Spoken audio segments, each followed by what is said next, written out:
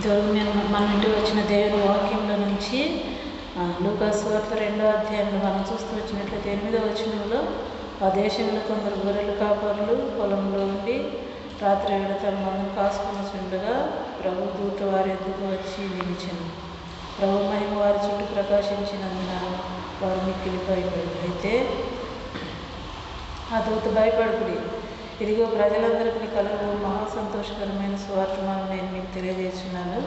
11వ వచనంలో దావీదు పట్టణమందు నేడు రక్షకుడు మీ కొరకు పుట్టి ఉన్నాడు. ఎవరి కొరకు అండి? యేసుక్రీస్తు రక్షకుడు మీ కొరకు. ఎవరి కొరకు? సర్వ మానవాళి కొరకు. యేసుక్రీస్తు ఆయన భూమి మీద సర్వ మానవాళిని ఆయన రక్షించడానికి వచ్చినాడని బైబిల్ సెలవిస్తాం. ఏదో మతాన్ని స్థాపించడానికి లేకపోతే ఇంకోటి కాదు. మనుషుల యొక్క అభిప్రాయము చాలాసార్లు ఆ విధంగా అనుకుంటూ ఉంటారండి. దేవుని వాక్యంలో మనం చూస్తూ వచ్చినట్లయితే ఆదికాండం 1వ అధ్యాయం 1వ వచనాల్లో ఈ విధంగా రాయబడి ఉంటుంది.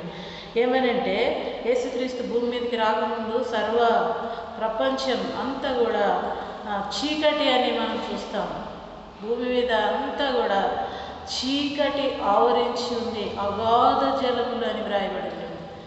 భయంకరమైన అగాధము, చీకటి, అంధకారంలో ఉంటున్న మానవుని దేవుడు వెలిగించడానికి వచ్చినట్లుగా బైబిల్లో మనం చూస్తూ ఉంటున్నాం. అలాగే మత్తయి సువార్త 4వ అధ్యాయంలో మనం చూస్తాం, చీకటిలో కూర్చున్న జనులు గొప్ప వెలుగు చూసిరి. ఆయన చీకటిలో ఉండే ప్రపంచాన్ని వెలుగులోనికి తీసుకొని రావడానికి వచ్చినాడని బైబిల్ సెలవిస్తాము.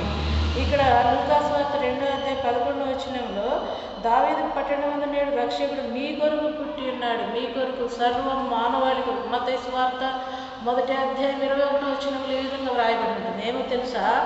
తన ప్రజలను వారి పాపముల నుండి ఆయనే సర్వ మానవాళి ఆయన ప్రజలని బైబిల్ సెలవిస్తూ ఉంది. ఏ కులమైన, మతమైన, ఏ భాష, ఏ రంగు, ఏది ఎవరైనా, ఎలాంటి వారైనా, గొప్పవారు, సామాన్యులు, ధనికులు, దరిద్రులు, పేదవాళ్ళు, సర్వ మానవాళి దేవుని ప్రజ అని బైబిల్ సెలవిస్తూ ఉంది.